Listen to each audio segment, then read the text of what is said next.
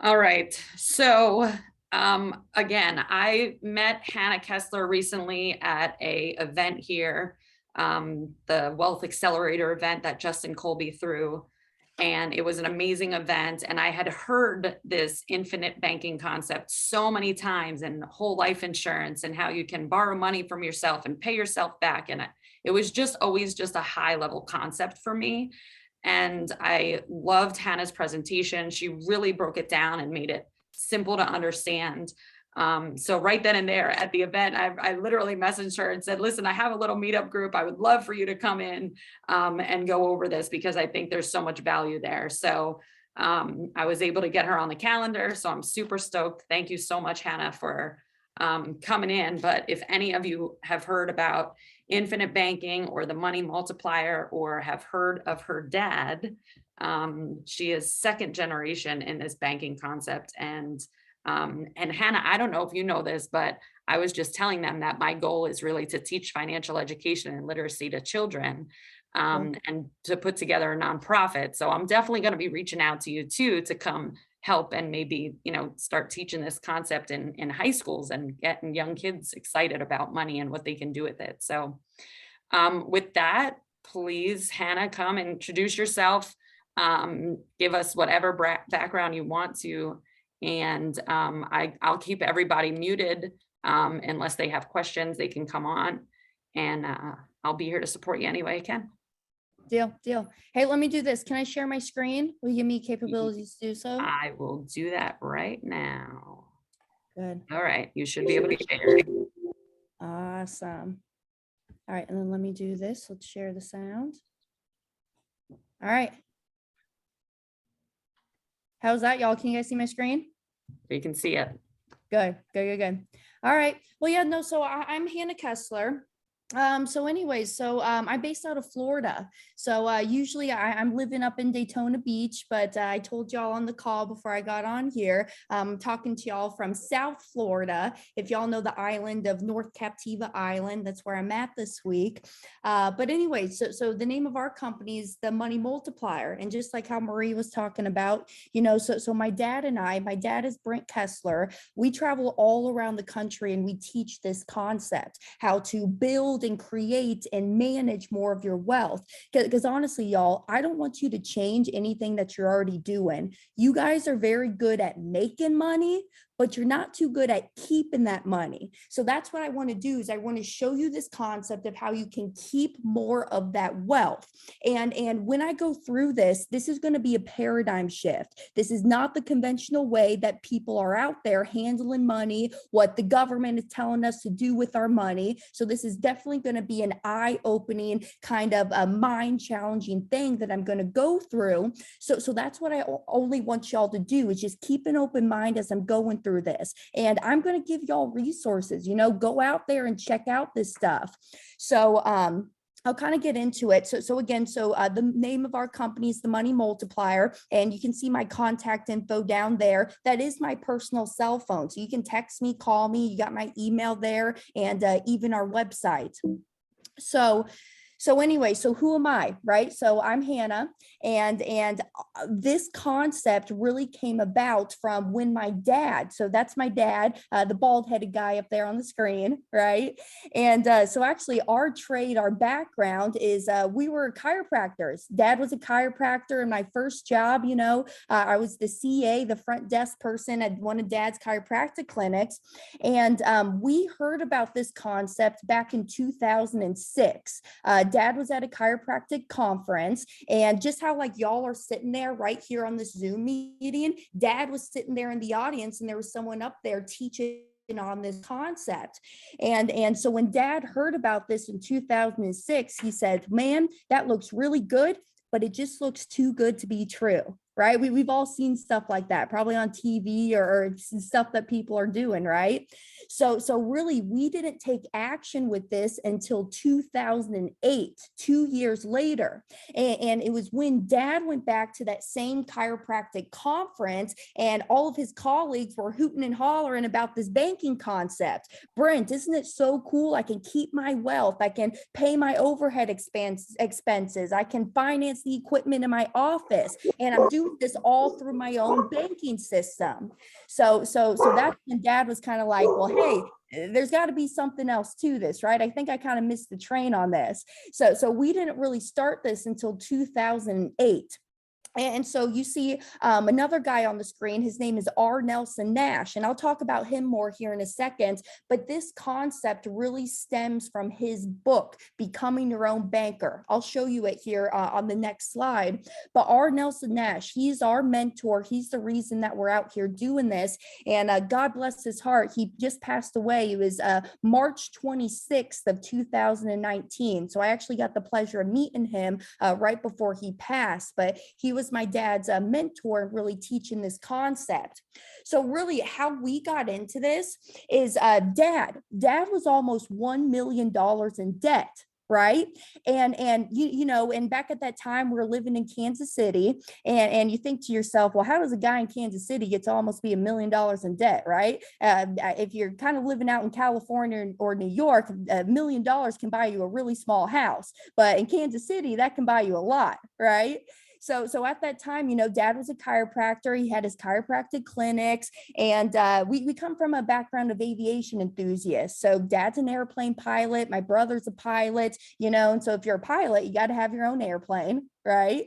And we like being by the water. And so we also have a condo on the Lake of the Ozarks. It's right in between Kansas City and St. Louis. And if you have a condo on the lake, you know, you got to have a boat and a wave runner as well. Right.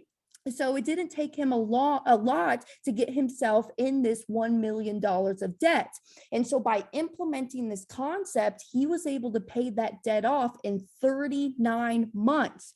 3 years and 3 months. And he didn't work any harder, change his cash flow, take any additional risk or lose control. All he did was added this one extra step of who was controlling the money and where he was putting the money first. So I'm going to go through that with y'all today and walk you through this.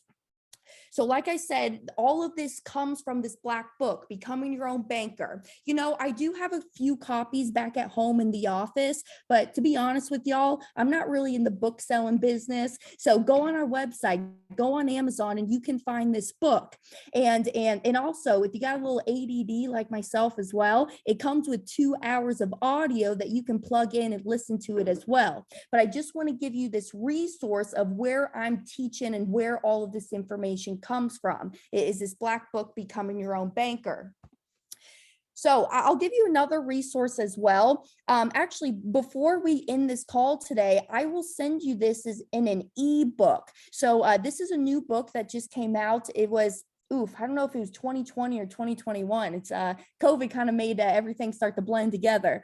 But this came out 2 years or last year. And this is a book that my dad, Brent, and then also another gentleman, Chris Noggle, wrote. So some of y'all may know Chris Noggle. He's very active in the real estate world. He's a financial advisor actually for 14 years with New York Life before he started on his real estate journey. And he actually had a show on HGTV called Risky Builders. So some of y'all may have heard of him or know about him. Very active on Facebook, YouTube, etc. But Dad and Chris, they wrote this book, and it's really a spin-off of Nelson's book, Becoming Your Own Banker. So it goes through Dad's story, Chris's story, and really lays it down as well. But if I had to recommend, I would recommend reading that black book first before this one. But since y'all are on the call today, I will email this all to you. If you want the digital copy of this book, I'll hand it out to you. Or if you want the hard copy version, I just charge $3 for the shipping costs, and I can ship you the physical copy of it. Okay, so now just to be totally clear kind of about what we're going to be talking about today. Let's see if my audio works. Money, money, money, money. Some people got to have it. All right, so we're going to be talking about money today. and how money flows, how you're handling your money. Okay. So again, I want you to keep an open mind as we go through this. I'm not going to have time to show this video right here. So you're looking at the screen, you're thinking, Hannah, why do I see a bicycle on the screen? So this is a video that I normally show in our live presentations, but just to kind of save some time today, I'm not going to play it. But this video really gets your mind geared into the mindset of being open to this information. So go out on YouTube and go look up the backwards bicycle. And it's a 7.5-minute video. And let me play a little snippet of it so you know you're on the right video. Hey, it's me, Destin. Welcome back to Smarter Every Day. You've heard people say, okay, so like I said, so it's not the normal thinking, and it's not what you've been taught about money. It's not what your parents are doing, your grandparents are doing, your friends, your colleagues, your coworkers. This is going to be different than what the majority are doing. So it just kind of goes based off of what this Will Rogers quote says. Will Rogers says, the problem in America isn't so much what people don't know, it's what they think they know that just ain't so. So again, a lot of the things that we've been taught about money may not actually be the truth. So as I go through this, I know you're going to have questions, and trust me, I probably know what those questions are. Before the pandemic, Dad and I were traveling around and we were teaching at 50 to 70 events a year. So now they're kind of going to Zoom, but we're kind of going back to some live events. So we're picking it back up again. So I know your questions. I know you're going to have them. So write them down. What Dad has always told me is a short pencil is better than a long memory. So write those questions down, and I'll give you my personal cell phone number. We can talk through all of your questions after we get done with this today. So now, so what we're going to talk about is how your money flows and the method to get all of your money back. So actually, when I'm done here on the call, I'm going to show you how to get all of the money back for all of the cars you're ever going to buy, drive, and own for you and your family for the rest of your life. Because I don't care where you're at in life right now. You can be 22 years old like myself, or you can be 50 years old like my mama over here, right? I don't care where you're at in your life, but how much money do you have back from any of the automobiles that you've ever purchased? I'll give you a guess. It's zero, right? So if I don't do anything else but show you how to get all the money back for all the cars you're ever going to buy, drive, and own, it's been a pretty good day. Would you think not? All right. So we're going to talk about how your money flows and the method to get all of your money back. So we're going to talk about the mysteries of money, the machine, right? What is the machine that we're going to be using to build our wealth? The mission, the marathon. Again, y'all, this is not a get rich quick thing. This is a marathon. This is a lifestyle change and something different that you're going to be incorporating into your financial life. The millionaire and the movement. So, all right, so let's kind of jump into it and let's get started. So you see 3 calculators up here on the screen, all right? Let's pretend and let's make believe that you're in the market to go buy a car. And the only reason, y'all, that I'm using a car is just because everybody understands cars, right? We've bought in cars, we've ridden in cars, we've driven cars, right? So I'm just using the example of a car. So let's make believe that you're in the market to go buy a $25,000 car. And let's say that down at your local bank, you got $25,000 sitting in your local savings account. You see right here. And let's say that at that savings account, you're making a 4% interest. Now, I know you're not. I know you're not. There is a method to my madness and why this 4% is going to make sense. But let's just make believe that you found a really good bank and that bank's going to pay you 4% interest. So now, you walk down to the bank, and let's pretend that I'm your bank teller. You come up to me and say, Banker Hannah, I got this $25,000 that's sitting in the bank, and I want to go pay cash for my car. And I tell you, no. How about instead, let me make you a loan for $25,000, and over the same equal time period. Oh, excuse me, let me go back. Instead, let me make you a loan for $25,000 and I'm going to charge you 6% interest. And over the same equal time period, my bank will pay you more money on the 25 that you're earning over here at 4 than what you will pay us on the 25 that we're charging you at 6. So in other words, is that a true statement? Can you make money by earning 4 when you're paying 6? You think to yourself, well, no, Hannah, if I'm earning 4 and I'm paying 6, 6 minus 4 equals 2. I'm losing 2%. Well, no, that's not right. So let's walk through the mathematics and let's see how the banker is actually telling you the truth. So for the $25,000 loan, how long do you think is it going to take to finance that vehicle? When we do this in live events, people say 4 years, 5 years, 6 years. Let's use 5 years. 5 years or 60 months. So over the course of these 60 months here, you are going to pay the bank $48.32 for this car, $48.32 a month. So if you take that $48.32 and you multiply it by the 60 months, you just paid $25,000 in principal for the car and another $4,000 in interest for a total of that $28,999 that you see right here. Well, let's check out what's going on in your savings account. Over here in your savings account, $25,000 that you're earning 4% over 60 months. You have $30,525 sitting in that savings account. So here's my question. Is this $30,525, is this a larger number than the $28,999? Or do y'all do math differently over there in the West Coast than I do down here in Florida? Right? No, it's a larger number. And why? What's going on? And why is it a bigger number? Because Hannah, if I'm paying 6 and I'm earning 4, I'm losing 2. So what's actually going on? So you see over here on this payment calculator, when you're paying off this loan is on a decreasing balance. So it's going down each and every month. And over here in your savings account, this thing is on an increasing balance. So it's going up each and every month. One's going down and the other one's going up, but our minds aren't programmed to think that way, right? We think that if we're paying 6 and earning 4, we're losing 2. And that's not how money actually operates and works. And so with this just simple exercise here, I just wanted to show you and prove to you that you can make money all day long by earning 4 at the same time you're paying 6. So why are those numbers important? Let's talk about the machine. So what is the machine that we're going to be using to build our wealth? The machine is a specifically engineered whole life insurance policy and a mutual company that pays dividends. Now I get it.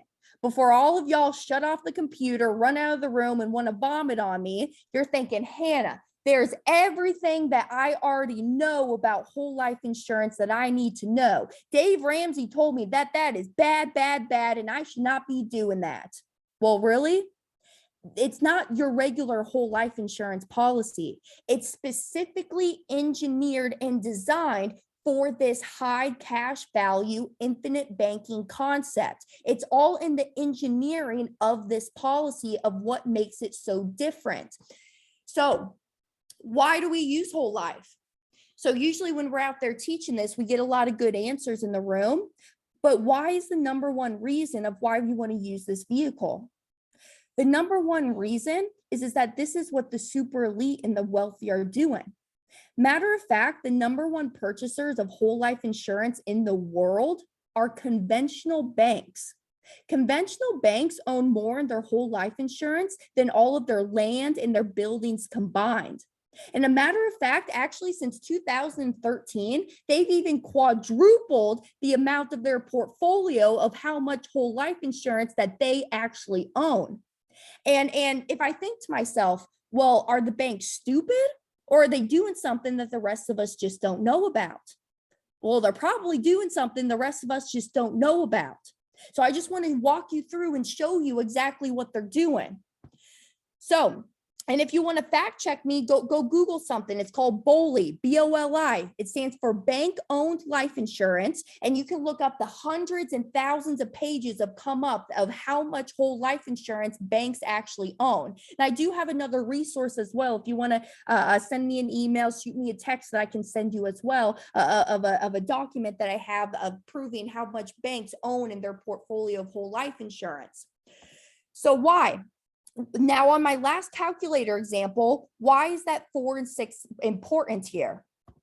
So inside of the whole life insurance policies, we get a guaranteed interest.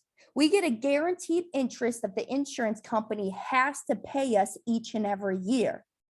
And the largest interest rate that the insurance company will ever charge us to take out a loan is 6%. Matter of fact, in real life, it's actually 5%, but I'm just using 6% in my example here.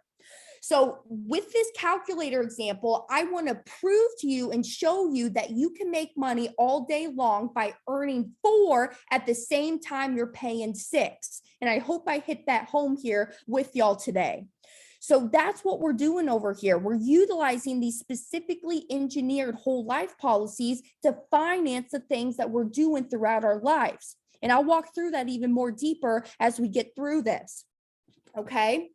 So now, just for the purpose of our call today, we got to have a definition of money, right? So what is money to most of y'all? I get a lot of good answers when we're out there teaching this, but really the definition of money, do y'all agree that it's nothing more than just a means of exchange? All we do with money all day long is we exchange it for the products and services that we're buying in life. We exchange money for food, food for money, car for money, money for car, house for money, money for house. And we're doing that all day long, right? And the purpose of money, right? What is the purpose of our money? Well, it's to go out and go buy the things we want in life. We can go donate it. We can buy the new house. We can send the kids to college. We can buy that airline ticket to go travel, right? That's the purpose of money. And it's nothing more than just a means of exchange to go buy the products and services that make our life more enjoyable, right? So let's take it a step deeper. Who in here believes in compound interest?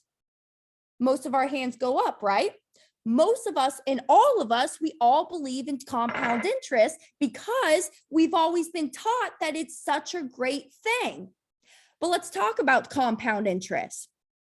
The only way for compound interest to actually work is to have our money actually sit still, right? So let's make believe, I don't have my $20 on me, but let's make believe that I got a $20 bill in my hand right here, right? And I got to go take this $20 and I want to go let it compound. So what I got to do is I got to take that $20 and I go give it to the bank. And that bank, if I have that $20 sit there, they will pay me a compound interest on it, right?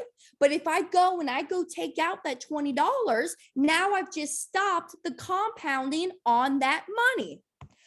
But would you believe that motion is a natural law of God, right? I'm up here, my hands are flailing, my lips are flapping up here. How I got down here today, we took a ferry across the river and I got on an airplane, right?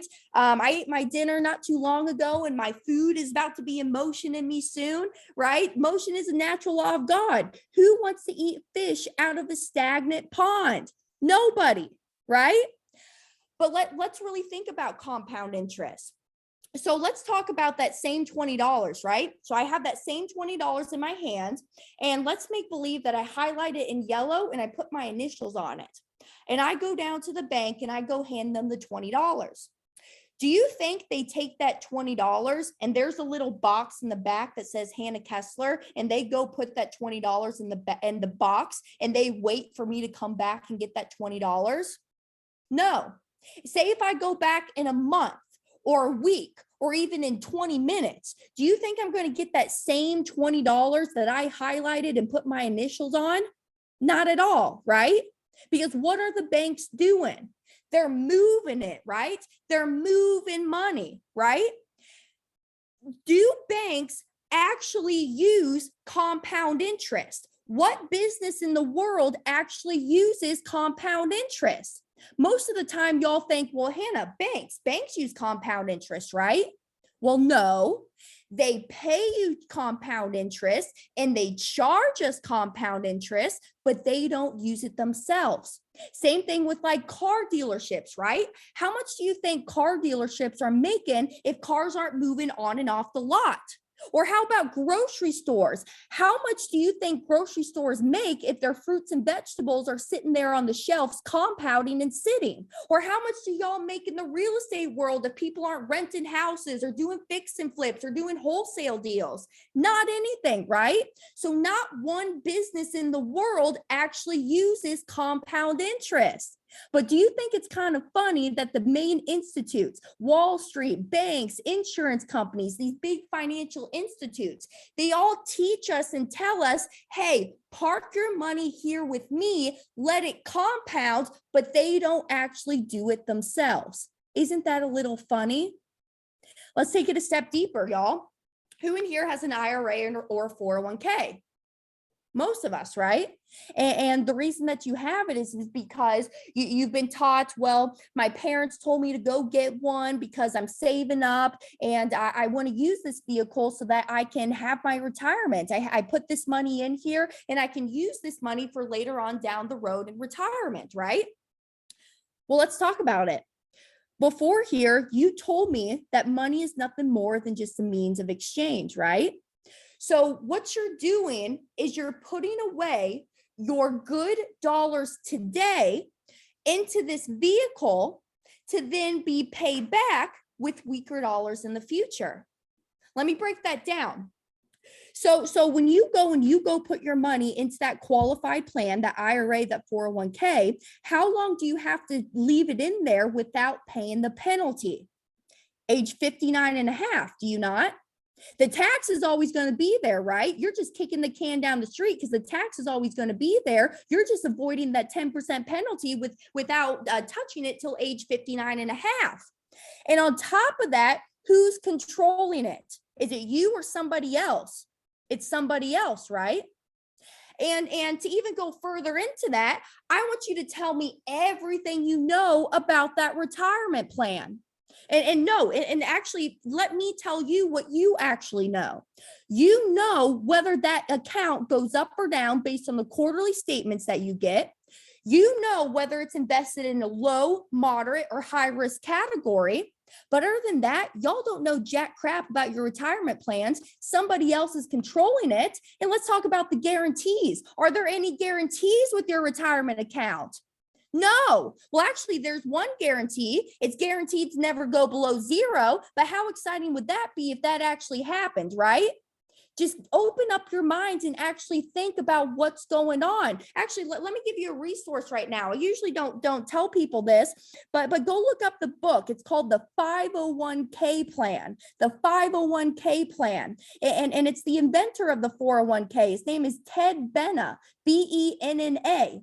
And in that book, Ted Benna talks about this concept. He just calls it the 501k. And in that book, Ted Benna says, I keep 75% of my net worth in this 501k plan. And what is this 501k plan? It's a specifically engineered whole life insurance policy for this high cash value banking. And in that book, he actually tells us that I created this 401k and it's doing something that I never intended it to do. So open up your mind and see what's actually going on. So I usually don't say that, but just a little side note for y'all.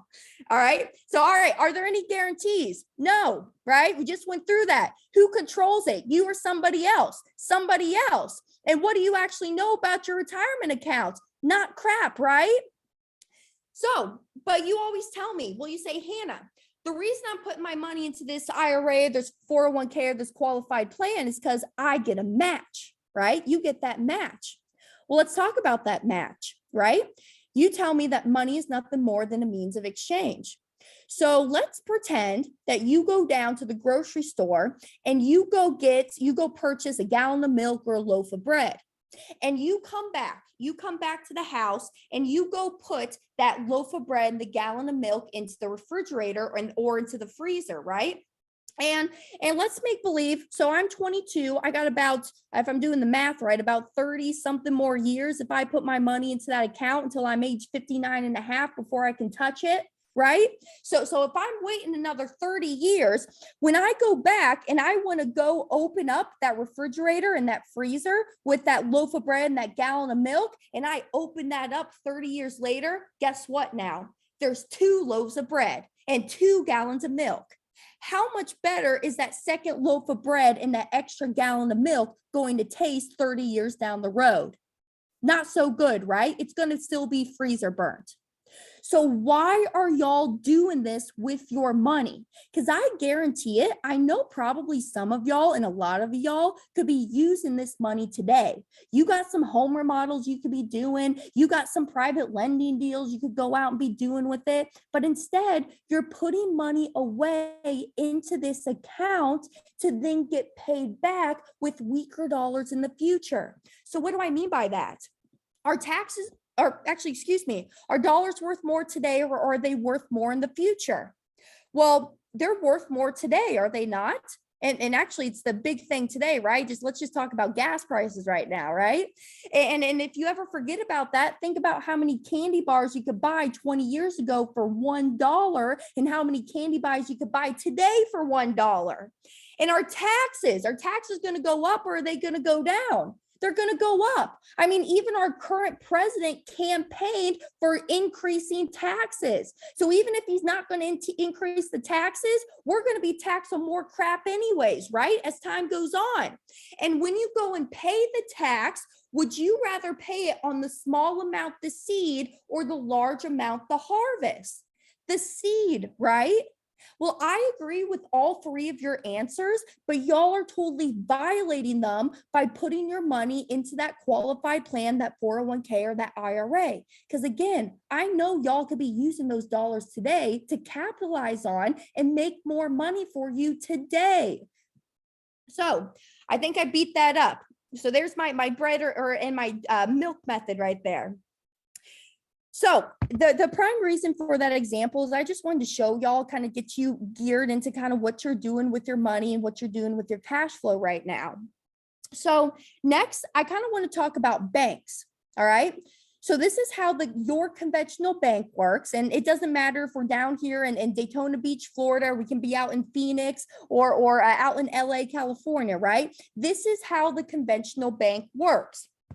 So let's make believe that you have $100,000 and you want to go deposit it into the bank. And that bank is going to charge you or earn you 4% on your money.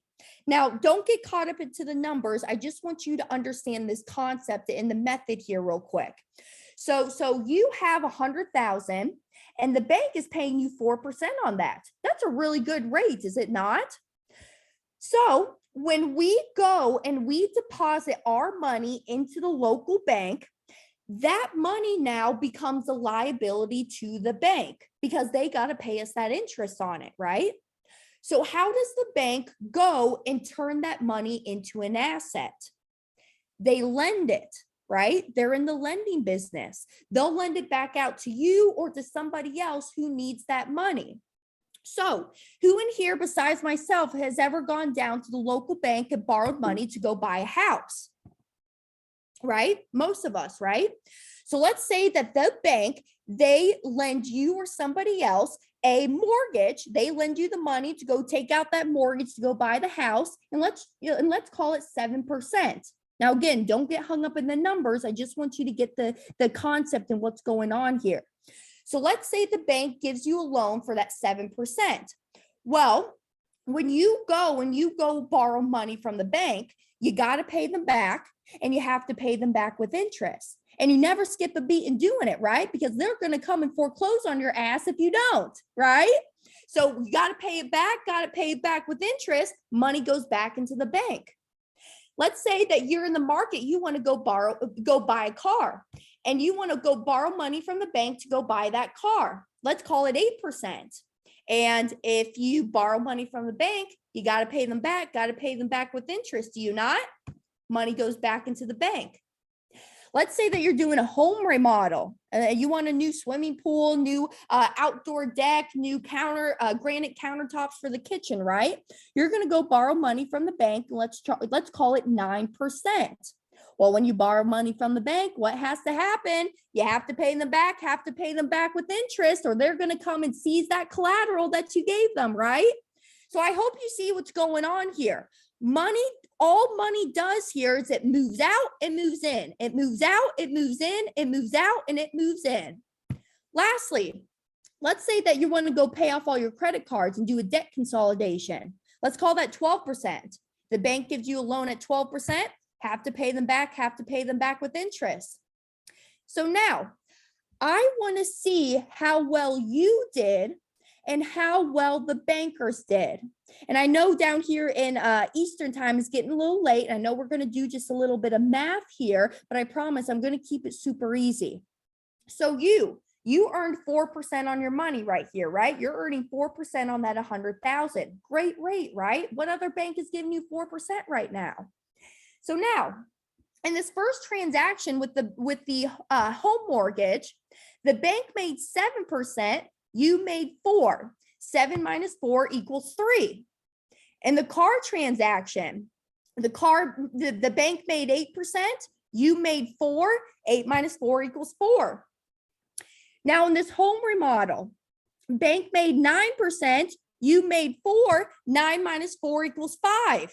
And lastly, in this debt consolidation transaction, the bank made 12%, you made 4, 12 minus 4 equals 8. So if you add up that 3 plus the 4 plus the 5 plus the 8, the bank made 20% and you made 4%.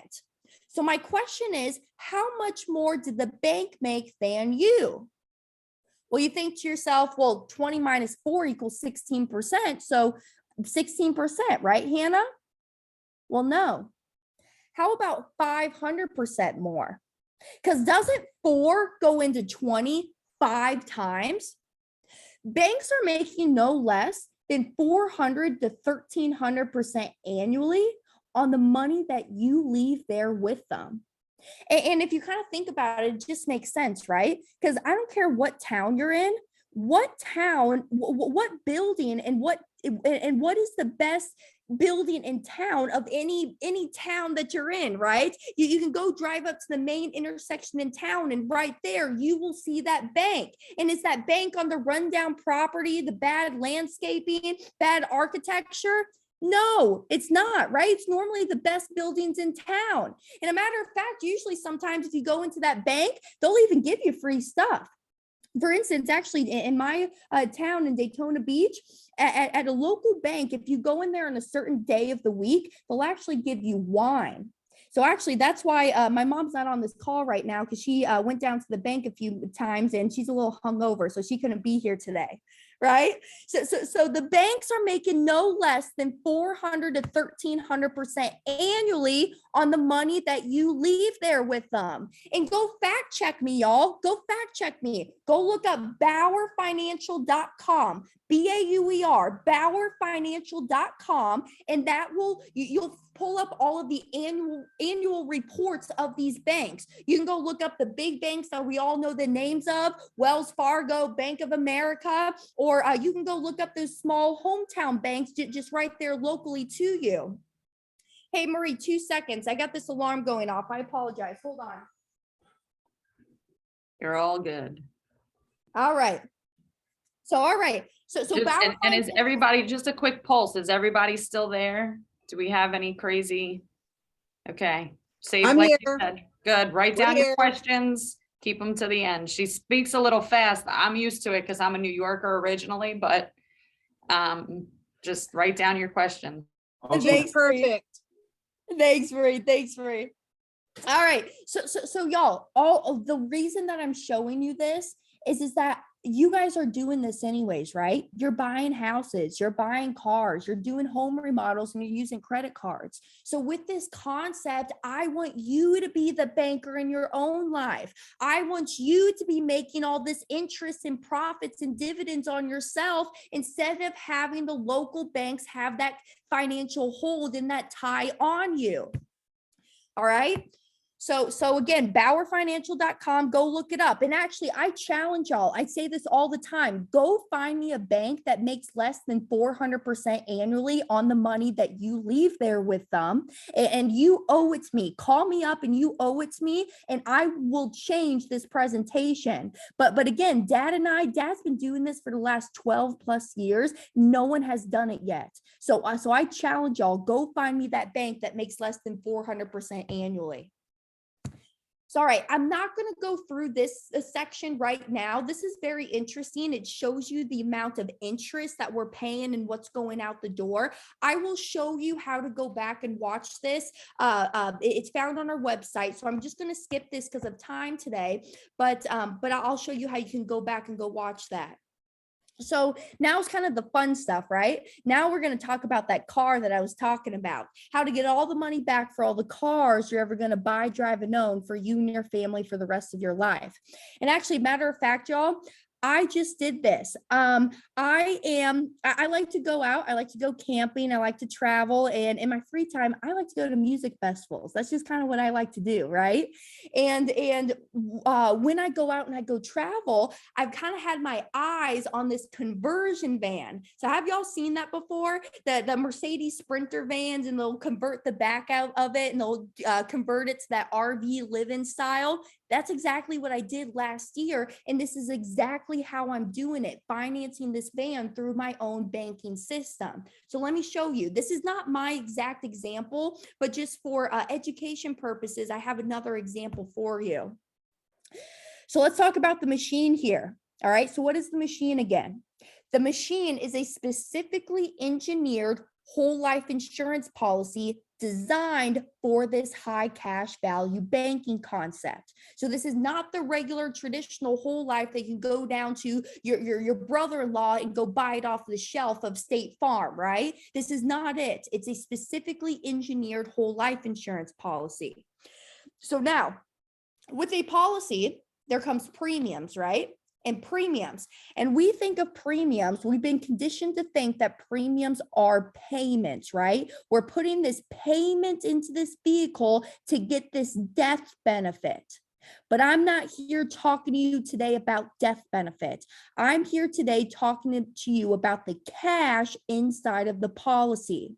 So with these premiums, you need to start thinking about them as deposits. These are deposits that I'm putting into my privatized banking system.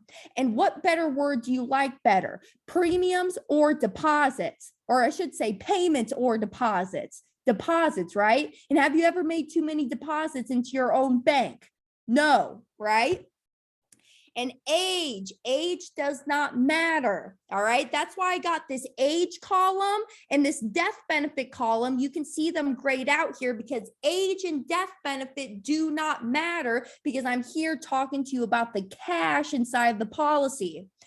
However, I know there's a few analyticals on the call, and I got to talk about age and death benefit, or you guys aren't going to pick up anything else that I put down next, right? So let's walk through it quickly here.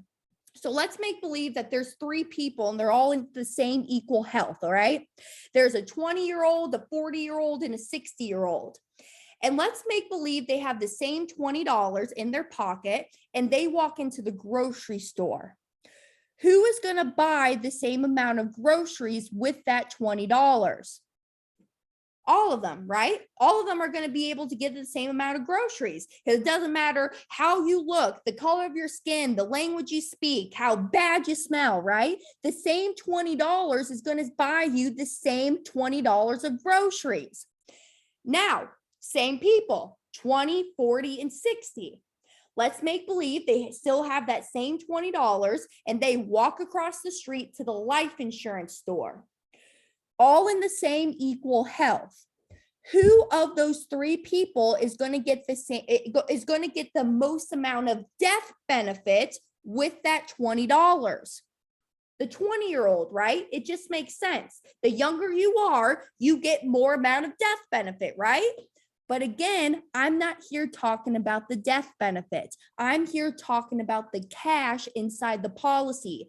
Cash does not matter when it pertains to your age. Your age is only going to affect the death benefit of the policy. And I really want y'all to hear me on that, because I promise you, when I get off this call tonight, you guys are going to say, Hannah, this is so good, but I'm just too old to do this. No, you're not. You're just going to have a smaller death benefit compared to somebody like me who's 22 years old, right? So, okay, I wanted to beat that up real quick. So let's get into the fun stuff. So now in this example, this person is putting in $10,000 a year into their whole life policy. And this is a number that they chose. If 10,000 is too hard to swallow, drop off a zero, do 1,000. If 10,000 is too easy, add on a zero, do 100,000, right? The premium that you choose is totally up to you. I'm never going to tell you how much to contribute to your banking system. So that premium is totally up to you. And you can do it a full 10,000 a year. You can do monthly premiums, $835 a month. You can do quarterly, $2,500 a quarter, or even semi-annual premiums, $5,000 for the 6 months, and then another $5,000 6 months later. So that mode of premium, you get to choose as well. So in this example, this gentleman, he's putting in $10,000 a year into his policy, and he's going to stop putting in premiums after the 7th year here. All right. Now, in real life, I'm never going to have you stop making premiums into that policy. And you'll see why you're never going to want to stop making those premiums. But for education purposes for this call, I just want to isolate this car buying and show you what's going on. So this person, they're going to put in $10,000 into their policy over the course of the seven years. And in the 4th year, they're going to take out $25,000 to go buy that car. They're in the market to go buy the car. And again, in real life, I would never have you wait till the 4th year to use your cash value sitting inside of the policy right here. Because look right here, in this 1st year, when this person put in $10,000, they had immediate cash value access to $5,800 of it.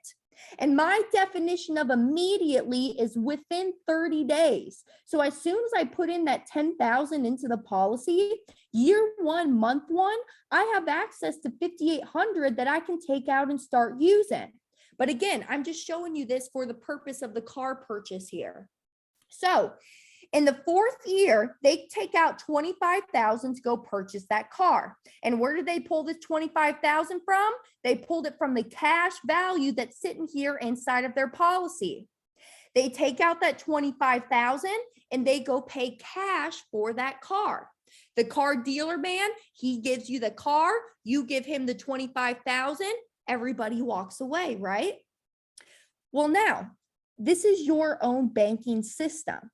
And so when you borrow from your own banking system, do you think it's a good idea that you should pay yourself back and pay yourself back with interest, just like how you would with the conventional banks? I hear you doing your head like this, right? Nodding up and down. You say, yeah, Hannah, that sounds like a good idea. I should be doing that. But y'all don't do that, right? You take from yourself and you never have a method to pay yourself back, let alone with interest, right? But treat your money just how you treat the conventional bank's money. Because honestly, if you don't, all you're saying is that your money is not as valuable as the bank's money. And that is not the truth. Do not steal from your banking system. Here's another little side note. I usually don't get into this as well, but just some more information for y'all. But in Nelson's book, right, that black book, Becoming Your Own Banker, Nelson says that there should be 2 businesses that you should be in your life. The first business is the business that you're passionate about, that you love to do, that gets you up every single day. And most of y'all on the call, that's the real estate industry, right? I mean, over here, we love real estate too. It's fun. So that's what y'all do. You get up every day, you go make your money, and you're making money in the real estate world. And the second business that you should be in is the banking business, the banking business that finances everything throughout your life. So that's what I'm here teaching y'all and showing y'all today is the banking business. So when you are utilizing your business, do not steal from your business, right? So right here, when he takes out the loan for $25,000, for that $25,000 car, he's going to pay himself back $6,000 a year, or let's call it $500 a month for these next 5 years here. So they pay himself back $6,000 a year for the next 5 years for a total of $30,000. So let's see over the course of these 8 years what's going on. So right here, you deposited in $70,000 into the policy as your premium deposits. That's what you're capitalizing in your banking system. This is what you're funding the premium deposits with, is $70,000. And you paid yourself back for that car loan $6,000 a year for those 5 years. So your true total net injection here, my $70,000 for the premiums, plus my $30,000 for that car loan repayment, I put in a total of $100,000 here. However, I took out $25,000 to go buy that car, right? So I put in $100,000, I took out $25,000. So that means my true total net injection is $75,000. But look right here. In this 8th year of the policy, you have a cash value of $73,000 and some change. If you take that 73,226 and divide it into 75,000, you just got back 91 cents for every dollar that you spent on this first car. And what did I tell y'all in the beginning? How much of the money do you actually have from all the cars that you've ever bought in your whole entire life? 0, right? So if I did nothing more but get you back 91 cents for that first car purchase, it's a pretty darn good day, right? Let's go even further than this. Let's go further. Let's say that daddy was walking for the last 5 years and mama was driving the car. So now it's dad's turn to go out and purchase the car. Okay. So let's talk here in year 9. Year 9 of this policy, you're going to go buy another $25,000 car. And where do we get this $25,000 from? We're getting it right here from the $73,000 showing up as the cash value inside the policy. So again, we take out $25,000 to go buy that car. And if we borrow from ourselves, we have to pay ourselves back, and we have to pay ourselves back with interest, right? Don't steal from your banking system. So when you pay yourself back, you paid yourself back $6,000 a year, $500 a month for the next 5 years. So you put in a total of $30,000 again. And remember, I told you from year 9 to 13, this person stopped putting premiums into their policy. But honestly, if you keep making those premiums, the larger these numbers are just going to get. And I'll prove that to you. I'll show you. So let's just walk through here what happened from year 9 to 13. From year 9 to 13, they put in $0 for premium deposits. You paid yourself $30,000, so for a total of $30,000.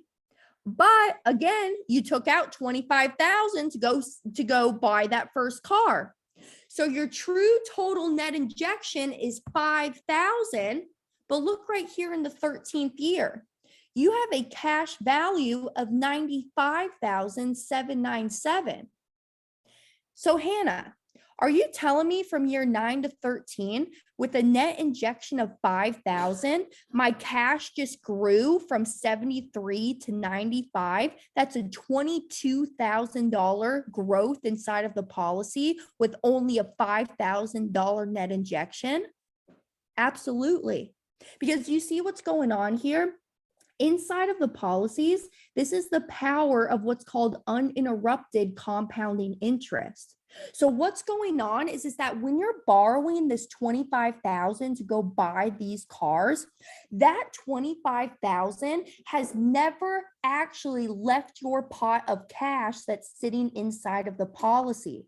So what's going on is that all of that money is still able to compound and grow. At the same time, you're able to leverage the policy to go buy the products and services that you're already buying in life anyways. That's what's going on here. Inside of the policy, it's growing at that uninterrupted, guaranteed compounding interest. So now, that was one aha moment. Here's one more aha moment. Let's just take a 9-foot step back and let's look at what happened from year 1 to year 13. Okay. So from year 1 to year 13, you put in 70,000 plus my 30 right here. So plus my 30, which equals 100, plus another 30, right? So 130 altogether. 70 plus 30 plus 30 equals 130. However, you took out 50,000 to go buy these two cars. 25 plus my 25 equals 50. So if I take 130 minus my 50,000 to go buy those cars, that equals 80,000. So my true total net injection inside of this policy is 80,000, but I'm sitting here in the 13th year with 95,000 sitting inside of my cash value policy, right? So if I really think to myself, how much did it actually cost me to go buy, drive, and operate that vehicle?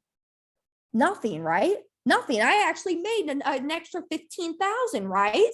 Well, I can't sit here and tell you that these cars cost you nothing to go buy, drive, and own, because you had to start this policy. You had to start somewhere. So right here, when you put in this 10,000 into the policy, you didn't have access to that full 10,000. You had access to just a little bit of it, right? Or I shouldn't say a little bit of it, but over half of it, right? Almost 60% of it.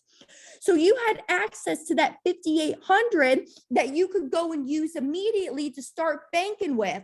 But again, are you in this for the short term or the long term? Y'all tell me long term, but you tend to get hung up in short term thinking. So again, this is for the long term. This is the long haul. And the longer this goes on, I can show you the handout. I actually did it. I have a handout that shows you 4 different car purchases. And the longer that you've been using this policy, the larger these numbers grow and expand and grow. So I just want to show you and kind of, I guess, to kind of go back and just want to show you about kind of what I'm doing in my own personal life about how I was financing my vehicle of what I'm doing right now. So rule number 1, though, pay yourself first. That's what these premium deposits are. So this is the mindset shift of what you really got to think to yourself. Pay yourself first. So what I mean by that is treat you as your number 1 asset, because I don't care what you're doing right now. How you'll operate with money is you get money in and you pay everybody else first. The house people, the car people, Bobby's soccer lessons, Susie's piano lessons, right? You're paying everybody else first, and you hope that there's some left over for you. Pay yourself first is what these premium deposits are. Now, hey mama, will you hand me my charger right here? So that's rule number 1. Rule number 2, pay yourself back and pay yourself back with interest, just like the conventional banks, right? If you borrow from the bank, pay yourself back and pay yourself back with interest. Do not steal the peas from your banking system. You'll get that analogy once you read Nelson's book, Becoming Your Own Banker, in his grocery store example. And then rule number 3, recycle and recapture all of the growth and the money inside of the policy. All right, let's move on. So again, 3 rules: pay yourself first, pay yourself with interest, recycle and recapture your money. And if this works for a car, what else can it work for, right? So what I mean by that, so I just use the example of the car, right? Let's make believe, actually, let's do this first. Instead of a $25,000 car, let's call it a $50,000 car. And instead of paying yourself back $6,000 a year, let's call it $12,000 a year that you're paying yourself back. What would happen to these numbers, y'all? They would just get bigger, would they not?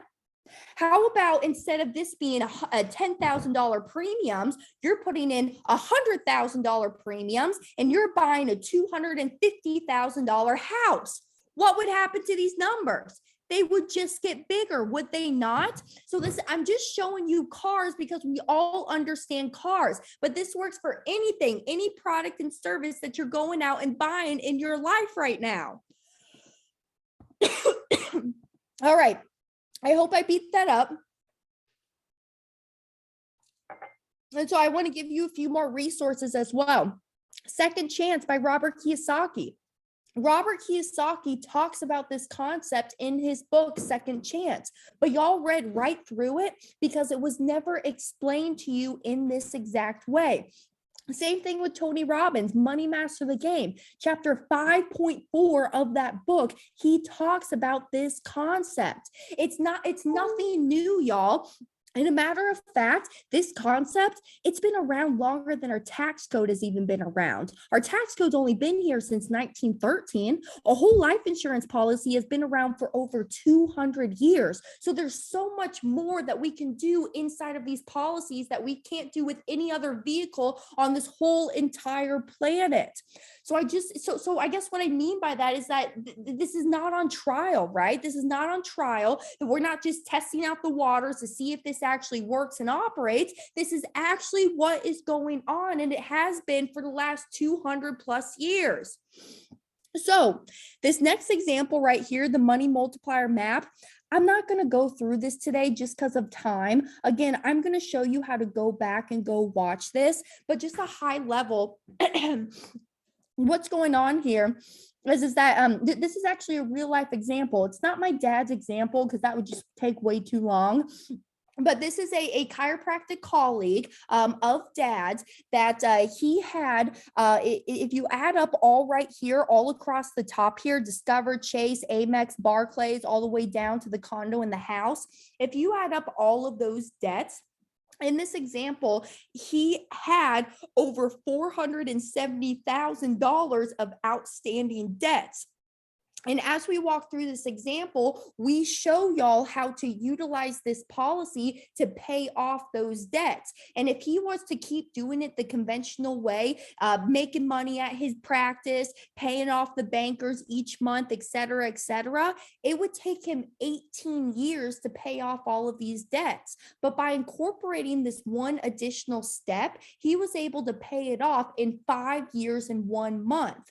So again, I'm not going to go through this because of time today, but this is a really cool example of how to utilize the policy to pay off those debts. But again, this concept is not just for debt. This concept is for all of the products and services that you're going out and buying in life anyways.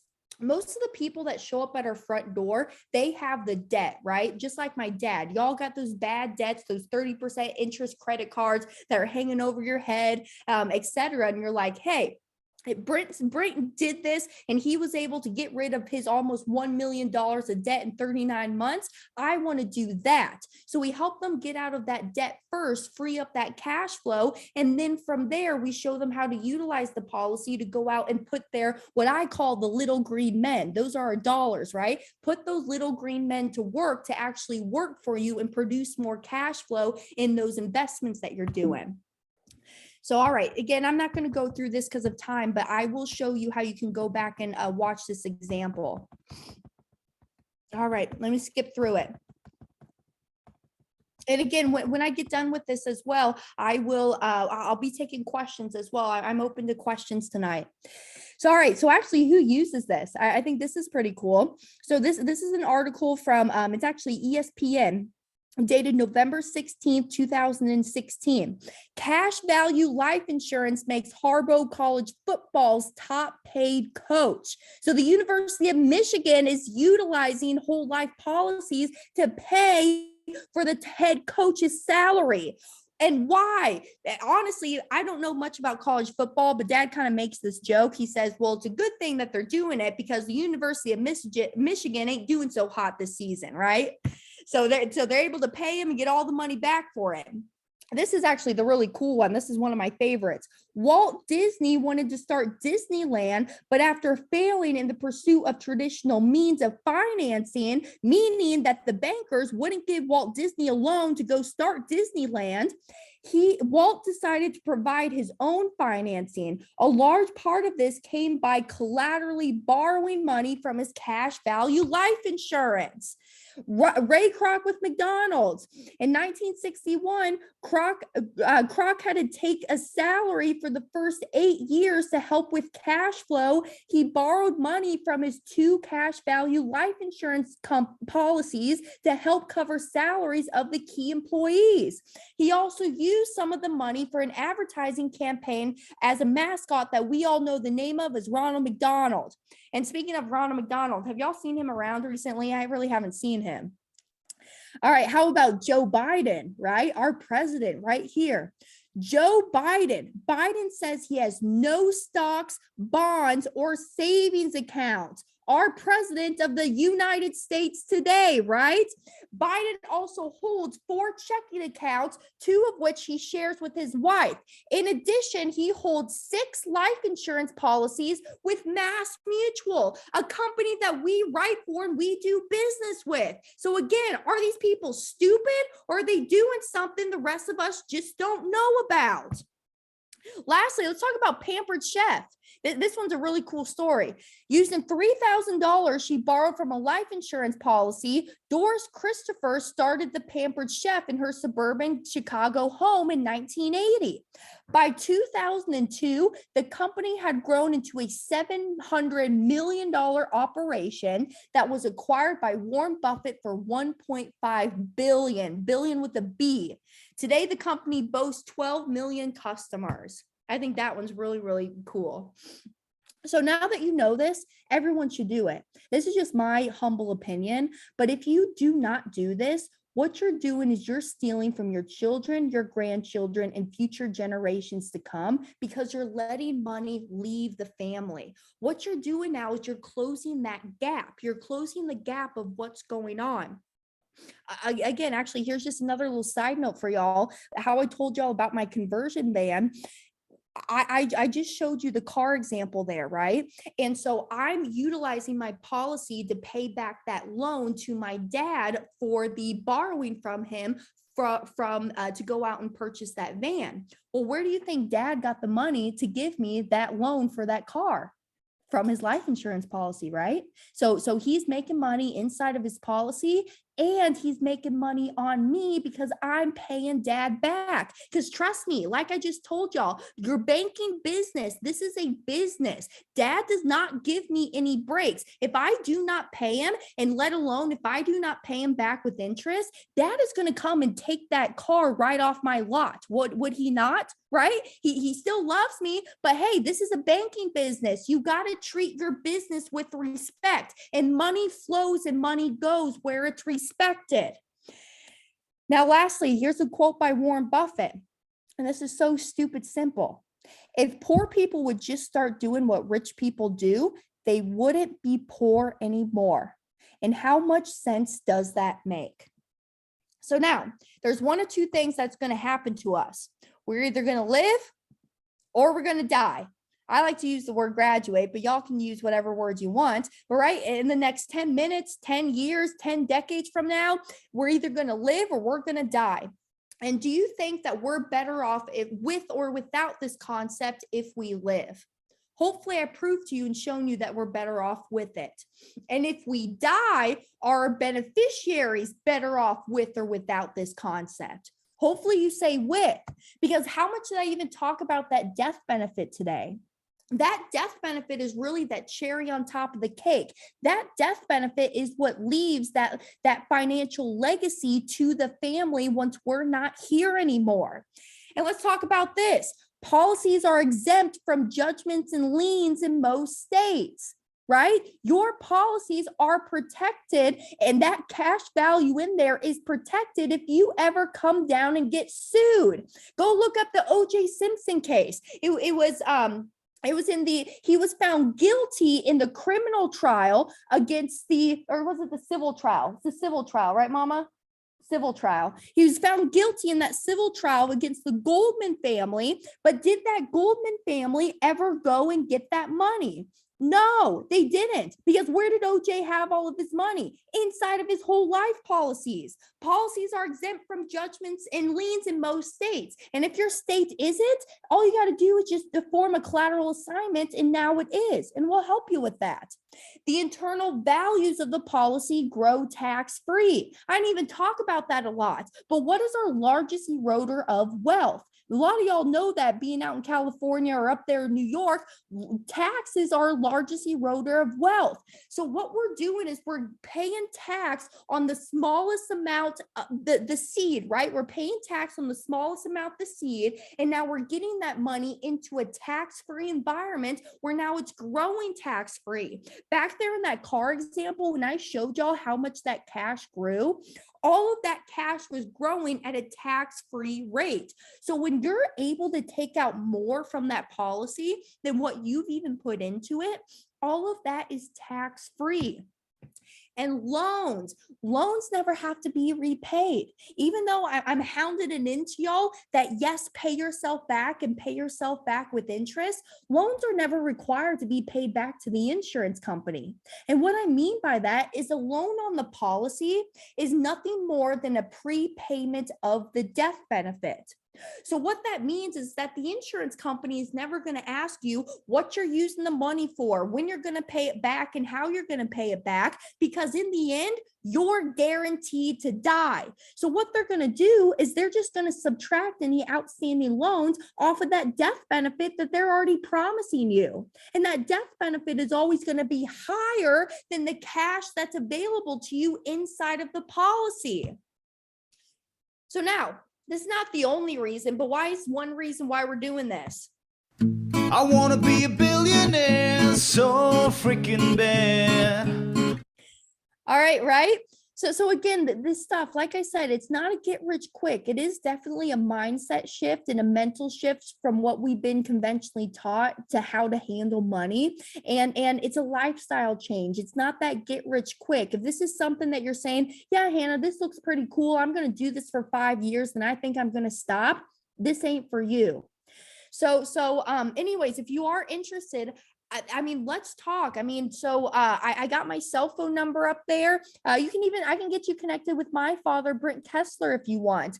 I got my calendar link on the screen there. You got my email, but right there, this is really what I want to show y'all is the presentation. So I had to skip over just a few parts tonight, but if you go there, you can go back and you can watch any of these sections, even the sections that I went through tonight. You can go back and rewatch the same presentation. And trust me, I mean, it took me.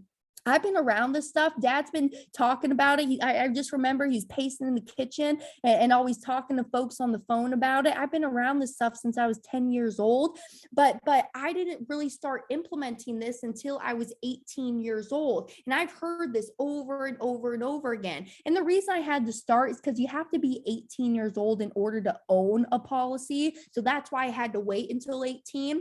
But when I started to really handle the money and finance the things throughout my life, actually the first purchase that I made is this MacBook that I'm talking to you on. When I was 18 years old, I went out and bought this MacBook through my policies and financed it through there.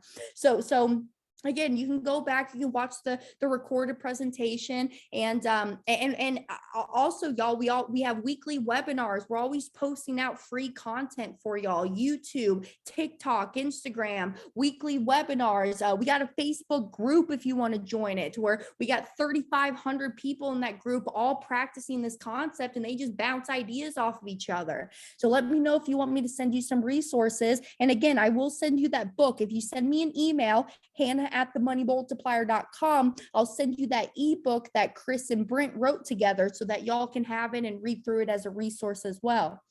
So I'm done. If you want to chat, you have my info there. And Marie, I'll send it back to you. And if people want to hop on and ask me questions, I'm here to chat about it. Awesome. Thank you. Yeah, I'm hoping you can stick around for a few minutes if anybody has a couple of questions that they want to ask, or obviously I know they can book a time. I'm putting your email in there so people can copy and paste it out of the chat. Um, I did want to ask a question as far as you guys will actually set up this whole system for us, right? Like you guys are working with the companies to set up the whole life insurance policies. Um, Yes, good question. Yeah. So that's what we do is we design these policies for this concept, and on top of that, we help you utilize them as well. So I know I didn't have time to go through it, but that money multiplier map, that's what we help our members do is we create the visual spreadsheets to show y'all visually what's going on with the cash flow and how to utilize the policy. Because honestly, and actually, we do not charge anything for our services. All you're committed to is whatever premium you want to put into your policy, and you have access to all of our tools, all of our resources, because really the whole philosophy is that no one's ever mad at us, right? No one's mad at you when you're helping them keep, create, and build their wealth. So if you see how efficiently and effectively that we're working with you, and again, you're never just going to have one policy for your banking system. So you'll come back getting more policies. You'll start referring your friends, your colleagues, coworkers, and it's a whole win-win. Everybody's happy, right? So that's the philosophy. Wait, so did you just say you're not charging anything for your services? But obviously there's got to be fees to set up these policies and stuff. No, not at all, not at all. So I'll be blunt with y'all. So how we get paid is through the insurance company. We get paid a commission from the policies that we write. But what's different and kind of why folks aren't out there teaching this is because we take anywhere from a 60 to a 90% cut in our commission by doing so and designing this policy for this way. Because as you notice, in the first year of the policy, you have cash that you're able to use. And if anybody of y'all are familiar with whole life insurance or insurance in general, you'll notice that in a whole life policy, you got $0 of cash in the first few years of the policy. And the reason being is because the agent you're working with is putting all that money back into their pocket as the commission. So yeah, we get paid directly from the insurance company. That's how I'm able to feed my kitty cat and keep my lights on. But all you're committed to is the premium you choose to put into the policy. Awesome. Thank you. That's, obviously was a big question, what's that upfront fee going to be? And one other question I have is just related to, health. Obviously it is a life insurance policy. And I know people that have different issues, pre-existing conditions. Wow. I'm trying to put together two words right there. So are there any things health-wise that would stop you from being eligible for this type of policy? Good question. So yeah, so honestly, at the end of the day, it is a whole life policy, right? So the insurance company is going to look up your dress. They're going to see any medical concerns, any criminal history, right? If you got 4 DUIs on your record, or on active probation, or just got a felony, you're not going to get approved for a policy, right? So what folks will do is if they can't qualify for a policy, and I'm not just talking about y'all who have, hey, Hannah, I got a little bit of high cholesterol, I'm just a little bit overweight, nothing like that, right? I'm talking about if you had cancer or have your 10 feet of your intestines removed, right? More of something like that. But what people will do if they are uninsurable is they will put the policy on somebody else. So for instance, if they have a spouse or children, a business partner, somebody that they have invested interest in, they can be named the owner of these policies. That other person would be that insured body. That death benefit would be on them. And then they can name whoever they want as the beneficiary. But by doing so, they kind of go around them being the insured body. They're still the owner. So now they are able to utilize this policy for their banking system. The only difference is that death benefit is on somebody else and not on their body. Nice. That's really interesting. And then can you just go over which states you said? You said something about certain states. being like having issues. Is Arizona one of them? Oh, no, Arizona's not one of them. It's for if policies are exempt from judgments and liens. I know for a fact, I know California and New York are two of them. I just have to Google it honestly to find out. But if you are in that state, all you got to do is just form a collateral assignment on the policy, and now it is exempt from judgments and liens, and you are protected in the event that you get sued. Sweet. All right. Anybody else have any questions? I don't want to, hog up all the time just because. So let's say you put in a larger lump sum, how soon can you get, do you have to wait like 3 years? Good question. So no, not at all. So you have access to those loans immediately. And my definition of immediately is within 30 days. And y'all, the only reason I tell you 30 days is because I just don't want to tell you 10 days, then you get mad at me when your loan shows up in 12. It really doesn't take 30 days, but within 30 days, you have access to that cash. And here, let's role play real quick. It's super simple, right? So all you do, you call up the insurance company, you say, hey, I want a loan. They say, all right, how much do you want? Or do you want the max that's available? Normally, y'all will say the max that's available. And they say, all right, do you want a paper check or do you want to direct deposit it? I usually say direct deposit. And they say, all right, Hannah, have a good day. And that's the end of that phone call. So what percentage can you borrow? Say you put 100,000 in. And you want to buy a car. So you want to buy a $70,000 car. Yeah. Would that be available on like 100,000? Absolutely. So there's different ways that y'all can design these policies too. So that's kind of the fun thing about it as well. So you can design policies for that upfront immediate cash value access where you're getting like 85% cash in the first year. Or you can design it for, hey, I don't need this cash right now. Like myself, for instance, I'm okay to have just 60% of the cash now because in the long run, that cash is going to be much stronger. So there's kind of like pros and cons of how you can build these things and kind of stack them for those specific needs. You could even use it to pay taxes on your business, right? Absolutely. That's what we do. Pretty cool. Interested. Is there any types of like caps or anything on what you can invest or pull? Like Good question. if I'm putting, he said 100,000, like you're going to drop 100,000 in the first month, or should you do it over the course of 12 months? Or is there any limits on how much you can put in? So really, there's no limits to how much you can put in. Really, the insurance company will max you out. So what's going on is that we're always looking at this from premium deposits. How much cash can I stick into this policy? Whereas the insurance company, they're always looking at it from a death benefit standpoint. So for instance, you can't walk in there making $24,000 a year and requesting $5 million of death benefit, right? The insurance company is going to say, hey, you just ain't worth that much.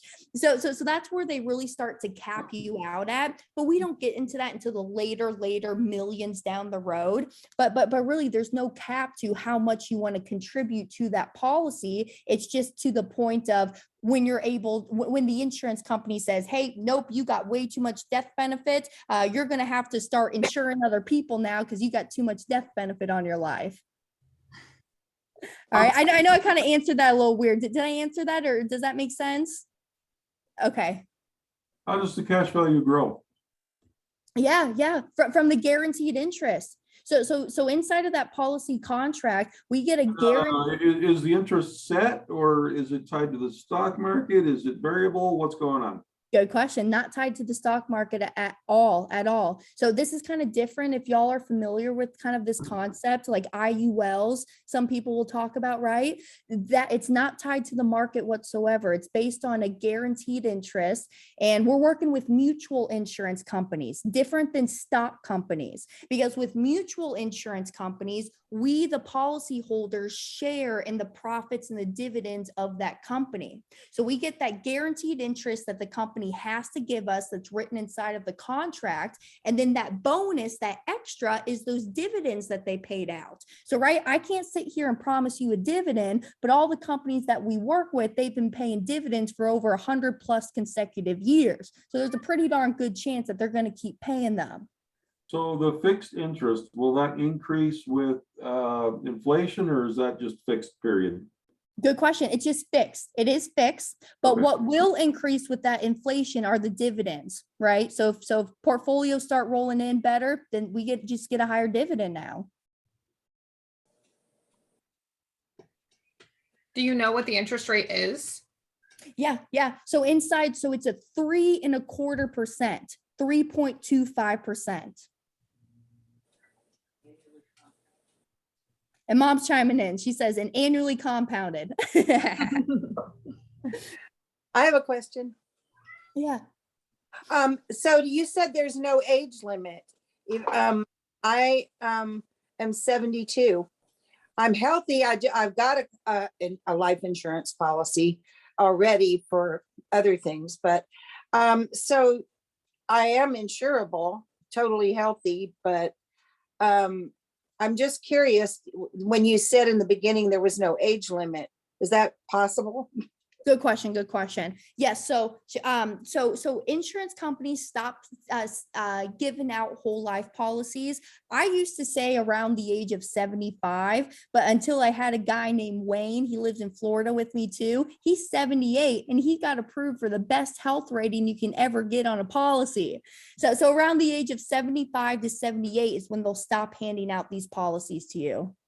Oh, great. Thank you. Wait, Marie, I see you kind of talking. I think you're muted though. I said, Peggy, you still got a few more years and now we all know how old you are. That's okay. I'm proud of it. Actually, yeah, Peggy, you look good for your age. Yeah, I've never broken a bone in my life, and my life is probably, I'm the luckiest girl in the world. Let's put it that way. You are, Peggy. Yes, I sure am. Awesome. Any other questions?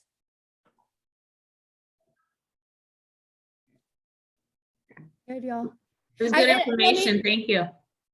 Absolutely. And y'all just go research it, just go out there and see what other people are doing, where they're storing their money and how many whole life policies other people are doing and what they're doing with their stuff. So that's my biggest takeaway is just keep learning and go out and research this stuff.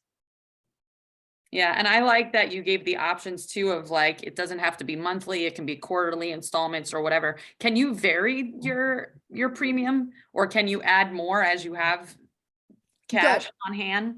Good. Let's talk about this.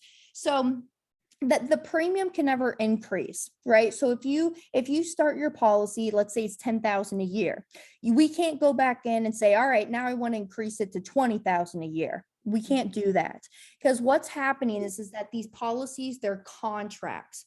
So these contracts, there is this imaginary line throughout all policies. It's called the MEC limit. All right, you don't got to memorize that, but it's called the modified endowment contract. And actually, this is an IRS tax law that came about in June or July of '88.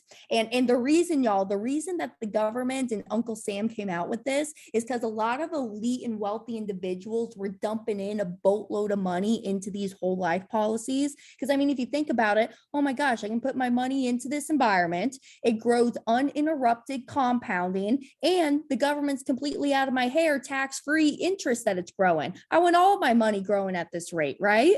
So then that's when the government started to catch on. So that's why they created this MEC law. So we don't want to overstuff these policies. We don't want to go over that imaginary line because if we do, now the policy is treated as an investment rather than a contract and now subject to tax consequences. So that's why my father, he's got 23 of these freaking things. I got 4 of them right now. And that's why is because we needed more place to warehouse that wealth, and the existing contract wouldn't hold that capital any longer without causing those tax consequences. So you're allowed to have Get more multiple plans. policies on one person? Yes. Now, is that also a situation where you go, oh, hey, my kids are gonna have a policy, my mom's gonna have a policy, my second cousin's gonna have a policy. Like you just start naming yourself on all these different policies and putting it You there can. too. You can. Or you could, you business partners, mom's saying, or you could even put more policies on your body as well. You can have more policies, more than one on you. How does that not affect the MEC limit if it's, But it's Oh. it's a new contract. Yes. It's a new contract. Mhm. Now let's talk about the opposite way. Let's say that you call me up, you start the policy at 10,000 a year. You call me up and you say, Hannah, I just had a tough year this year. I got hit with COVID again, and I just can't make that 10,000 into the policy. Well, the good news is that contract premium, it can be reduced anywhere from 60 to 90% if need be. So let's use the example of 10,000. If you're putting in 10,000 into the policy, that premium can be reduced all the way down to 4,000 a year to keep it alive and active. So there's some wiggle room and flexibility there. and then Better to start high. Oh, say that again. It's better to start high then, since you can't come down 60 to 90%. Bingo. so for the payment plan, then essentially when you borrow from it and you go to pay back, that's not impacting the amount you put in a year Correct. because it's a payback. Yes. Okay. Yep. And so, I mean, and that's what we do. That's why we're here to kind of handhold you and walk you through it until because you'll get there. You know, once you start doing it all the time, you're like, all right, I get this thing. I know what I'm doing now. But we're here to help you, to handhold you and walk you through those paying back the loans. And I mean, really, that's the freedom of being your own banker. I mean, so like for myself, I charge myself a 10% interest to borrow from my bank. I know it's steep, but that just means it's more money back inside my pocket now. So when you say, so you said you charge yourself a 10% interest. So say for instance, we're putting in $10,000 a month. Ultimately that becomes, $120,000 a year. When you're paying yourself back on the payback plan, can you pay back higher to above the 120? That's right. Yep. So I could still pay myself back 10,000 or 15,000. So as long as you borrow from it, you can pay yourself back whatever interest rate you want. And that's how you can get away with adding more per year if you wanted to. Yes.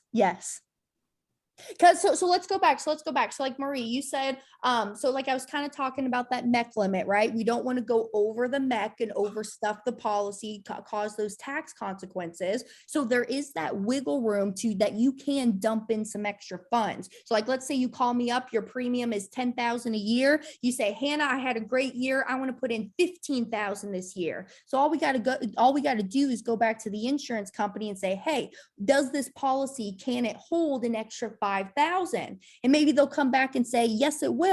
So awesome. Go ahead, dump that in. If it doesn't, maybe they'll say, no, but we can hold an extra 3,000. So then I would tell you, all right, go and dump in as much as you can. But now it seems like you have too much money sitting in somebody else's bank, i.e. Wells Fargo, Bank of America. And now you're ready to open up that new policy, that new contract for yourself.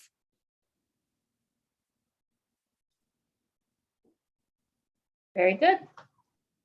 How often can you pull out of it? Yeah, as often as you want. As long as that there's cash inside the policy, you can take loans from it. Are there any admin fees per time you pull? Good question. No. So just that interest rate, right? So when we take, actually, I didn't touch on this. Let me expand on this just a little bit. So, right. So when you borrow from the policy, the insurance company charges you, I use the example of 6, but actually in real life, it's lower than that. It's anywhere from 5% all the way down to 4% at some companies. So they charge you an interest rate because when we're not touching and we're not borrowing from the actual pot of cash that's sitting inside of our policy. We're putting that policy up for collateral and we're taking a loan from the general funds of the insurance company. So that's why they're charging us that interest. But at the same time, all of the money inside of the policy still continues to compound and grow. So just the interest rate is the only fee, right? So then you're paying yourself back with interest on, and you have to pay their interest rate. So is that just like those interest rates are just added together kind of You, thing? you can, but as you go and you're paying off that principal of the loan, you are paying down the interest that you're charged on it too, right? Over the course of that year as well. And it's simple interest. Yeah, mom's right over here. So in its simple interest, so actually let's talk about this. So like dad, for instance, dad really never pays back any of his policy loans. Because really what he's saying to himself, well, okay, insurance company, if you charge me 5%, well, instead, I'm just going to take this money, you're charging me 5%, I can go give it to this borrower and charge him 10%, 12%, 15% if I want, right? Because I'm the bank, I can do whatever I want. So he says, I don't care if you charge me 5% because I can go turn around and make 12% on that money all day. So now I'm over here making spreads. So that's why dad really never ever pays back any of his policy loans. Yeah. Okay. And I guess that interest is tax-free too. That's right. That's right. All the growth, any growth in the policy is all tax-free. Cool. All right, y'all, we got 4 minutes left. Any last question? Because it's late for Hannah.